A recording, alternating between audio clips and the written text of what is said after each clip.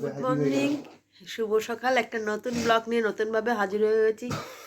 এইখানে যে ফুসফুরিটা হয়েছে, বেশ একটু ব্যথাও হয়েছে। তা চলুন, অনেক সকালে উঠতে হয়েছে। ছেলে আজকে খেলতে যাচ্ছে, কারণ ওর ম্যাচ আছে কল্যাণীতে। তো আশা করি আপনারা সকলেই ভালো আছেন, সুস্থ আছেন। আপনাদের ভালোবাসা আশীর্বাদ আমরা ঠিকঠাক আছি। এইভাবে আপনাদের পাশে থাকলে চলে যাব আস্তে আস্তে সামনের দিকে হতে পারবো।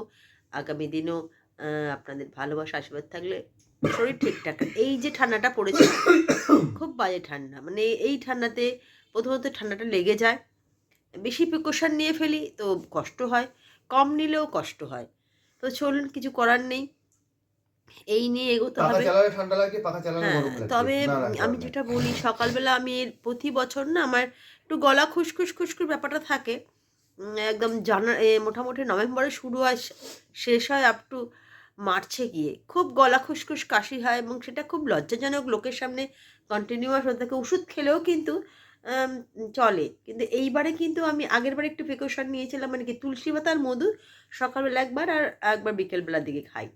তো এবারও সেটা আরম্ভ করে আশা করি অনেক, মানে এবারে এখনও সর্দি কাশি বা গলা খুশি সেভাবে আরম্ভ হয়নি। আপ টু এখন নভেম্বর চলছে, আরম্ভ হয়ে যায়।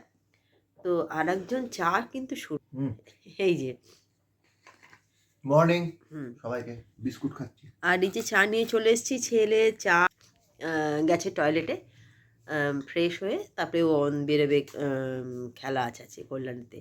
তো চলুন, আজকে সকালে চা দিয়েই শুরু করলাম রোজকার মতন। তারপর সারাদিনটা আপনাদের সঙ্গে অবশ্যই দেখাবো, এবং সারাদিন কী করছি অবশ্যই বলবো। চলে এলাম বন্ধুরা, জলখাবার নিয়ে। কেন, হাজব্যান্ড বেরোবে, তার জন্য রান্নাও করছি। তাড়াতাড়ি জলখাবারটা করে নিচ্ছি। ওটা হচ্ছে আজকে বড় বড় লুচি করে নিয়েছি, আর একটু ছোলার ডালের তরকারি, মানে আলু দিয়ে ছোলার ডাল করে নিয়েছি। এটা খেতেও ভালো লাগে বেশ, আর চটজলদি হয়েও গেছে। তো চলুন জলখাবারটা দিই, তারপরে দুপুরে কী রান্না হচ্ছে সবই দেখাবো। আজকে বন্ধুরা আলু পটলের চিংড়ির তরকারি করছি। বড় বড় চিংড়ি দেখতেই পাচ্ছেন, আর পটল দিয়ে, আর আদা, একটু রসুন, টমেটো, কাশ্মীরি লঙ্কা, ধনে গুঁড়ো, জিরে গুঁড়ো আর হলুদ দিয়ে, আর একটু নুন মিষ্টি দিয়ে ভালো করে এটা কষিয়ে নেব। আর এদিকে ভাত বসিয়েছি, হাজবেন্ড বেরোবে, তাড়াতাড়ি রান্নাটা করে দিতে হবে। এরকম কিছুই করবো না, কারণ ছেলে বেরিয়ে গেছে খেলতে, হাজবেন্ড আর আমার জন্যই। এই একটুখানি এই কি বলে, চিংড়ি মাছ দিয়ে আলু পটল দিয়ে তরকারি করব, আর উচ্ছে ভাজবো। এই দিয়ে আজ ভাত খাবো। কিন্তু আমার চিংড়ি মাছের তরকারি পটল দিয়ে বেশ ভালোই লাগে। যে কোনো চিংড়ি মাছ এমন একটা জিনিস, যাতে পড়বে তাতেই কিন্তু দারুণ সুন্দর হয়। তো এবার জলটা ঢেলে দিলাম, তার সাথে আলুগুলোও দিয়ে দিলাম। আলুগুলো ভাজার দরকার নেই, কারণ সেদ্ধ হয়ে যাবে। শুধুমাত্র টমেটো আর কি বলে চিংড়ি মাছ আর পটলটা ভেজে নিয়েছি, দিয়ে কষিয়ে এবার চাপা দিয়ে দেবো। 10 মিনিটের পর আপনাদের দেখাবো। চলে এলাম লাঞ্চ নিয়ে, কারণ হাজব্যান্ড বেরোবে, তাই জন্য তাড়াতাড়ি লাঞ্চটা করেই ফেললাম। তো চলো, কিছুই করিনি, ভাত করেছি। এখানে দেখালাম তো চিংড়ি মাছ দিয়ে আলু দিয়ে পটল দিয়ে ডালনা করেছি, আর উচ্ছে ভাজা। কারণ আমি আমার হাজব্যান্ড দুজনের রান্না, তাই বেশি কিছু করিনি। বেশি কিছু হাবিজাবি ভালোও লাগে না। অল্পের মধ্যে বেশ চিংড়ি মাছ দিয়ে আলু পটল দিয়ে তরকারিটা খেয়ে নেবো, আর উচ্ছে দিয়ে হয়ে যাবে সামনের পাতে। তো চলুন, ওকে খাবারটা দিয়ে দিই, পরে আবার দেখা হচ্ছে। এখন যে ট্রেনটা দেখছেন দারুণ সুন্দর দেখতে, এটা হচ্ছে ভাগলপুর বন্দে ভারত ট্রেন। আমার ছেলে তো ট্রেন ভীষণ প্রিয়, তাই ও একটু তুলে নিয়ে এসছে ওর মাকে দেখানোর জন্য। আমার মা তো আবার একা কোনো জিনিস দেখে না, সবার মিলে ভাগ করে খায়। তাই আপনাদেরও একটু দেখালাম যে ট্রেনটা দেখুন, ব্ল্যাক আর অ্যাশ আর কমলা দুটোর কি সুন্দর, যেমন অরেঞ্জ তেমনি অ্যাশ, আর ব্ল্যাকও মনে হয় রয়েছে। দারুণ লাগছে কিন্তু ট্রেনটা, দারুণ। গেছিলাম পড়াতে, একটা পড়িয়ে এলাম, এসে এক বাজ আবার বাড়িতে বসে পড়েছি এক ব্যাচ। আর একজনরা চলে এসে, একজন অফিস থেকে চলে এসছে, ওটো অফিস থেকে এসে চেঞ্জ করে নিয়েছি ড্রেস, দিয়ে একবার বেরোতে হবে। আর একজন খেলে এসে শরীর টায়ার্ড, তাই ওর জন্য এসে একটু ঘরেই মুড়ি ছিল, মুড়ি মাখলাম। আর এখানে হচ্ছে চা করলাম, একটু বেগুনি করলাম। যে ও খেলে এসে কিছু খাইনি বলে তাই এসে তারপরে পড়াতে এসে গেছে সবাইকে বললাম শুরু কর, আমি চাটা খেয়েই যাচ্ছি। প্রত্যেক দিনকার মতন একই রুটিন। তো চলুন আজকে পরীক্ষার প্রিপারেশন কেমন হচ্ছে জানাবো। সবাই বসে পড়েছে, তো চলুন। হ্যাঁ, তো চলুন ওদের দেখাবো আজকে কতটা কি প্রিপারেশন হয়, জিজ্ঞেস করবো। বন্ধুরা, যখন ওই কী বলবো, যখন করোনার টাইমে না আমি প্রায় তখন প্রত্যেক দিন সকালেই বাড়িতে না সকালবেলা চা না খেয়ে আমরা কারাক বানাতাম। তারপরে না আর করোনার পর থেকে সেগুলো আর বন্ধ করে দিয়েছি। সকাল উঠেই চা খাই, দেখেছেন, গাঢ় গাঢ় চা দুধ দেওয়া খাই, যেটা খাওয়ার উচিত না স্বাস্থ্যের পক্ষে। তো ভাবলাম কি আবার কাল থেকে ভাবছি কারাকটা আরম্ভ করব। আমি সেটা করি কি রাতের বেলা ভালো করে ফুটিয়ে বানিয়ে রেখে দিই, সকালবেলা কুসুম কুসুম গরম করি, কারণ অত সকালে উঠে ছেলে খেলতে চলে যায়, ওকে দেবো বলে আমি বানাচ্ছি। যেটা বানাচ্ছি আমি এখানে কি বলবো, জল নিয়েছি মোটামুটি 5 কাপ, সেটাকে আমি 2.5 কাপ ফুটিয়ে করব। আর যেটা দেবো হচ্ছে এখানে 2টো তেজপাতা, এখানে হচ্ছে এটা হচ্ছে জিরে, গোটা জিরে, এটা হচ্ছে মৌরি, দারচিনি, ছোটো এলাচ আর লবঙ্গ আর তেজপাতা, আর কিছুই দেবো না কিন্তু। এই কটা জিনিস যখনই জলটা আমার ফুটে যাবে, আবার বলছি মৌরি, জিরে, তেজপাতা, দারচিনি, এদিকে লবঙ্গ আর ছোটো এলাচ, জলটা একটু কুসুম কুসুম গরম হলেই আমি ওর মধ্যে দিয়ে দেবো। জলটাকে বসিয়েছি, একটুখানি গরম হয়ে গেছে, এখন এই সব কটাকে না এর মধ্যে আমি দিয়ে দেবো। এটা ফুটে ফুটে যখন মোটামুটি 2.5 কাপ জল, এই 5 কাপ জলটা 2.5 কাপ হবে, তখনই আমি বন্ধ করে রেখে দেবো। সকালবেলা এটা শুধু ছাঁকবো আর খেয়ে নেবো, একটু গরম করব। তার আগে এটা ফুটে ফুটে যে কালারটা আসবে না, আর এটা খাওয়া কিন্তু খুব ভালো। আমি পুরো বলছি আপনাদের, এটা যদি প্রত্যেকে সকাল উঠে খান, আমি কিন্তু আগে প্রায় খেতাম, আগেবার হচ্ছে করোনার সময় কিন্তু প্রত্যেক দিন 2 বছর আমি সকালবেলা কিন্তু এই খেয়েছি, আমি, আমার ছেলে, আমার হাজব্যান্ড। মাঝে বন্ধ করে দিয়ে এখন রোজ দুধ চা খেলে না দেখছি দিনের পর দিন নানা রকম সমস্যা হচ্ছে। তার জন্য আমি ঠিক করেছি এখন এখন আজ থেকে চালু করব।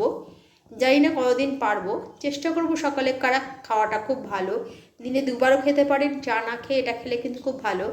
সবাই বলে, আমি নিজেও খেয়ে প্রচণ্ড উপকারিতা পেয়েছি। তো সেক্ষেত্রে আর নতুন করে চালু করব। তো আজকে থেকেই প্রথম আরম্ভ করলাম।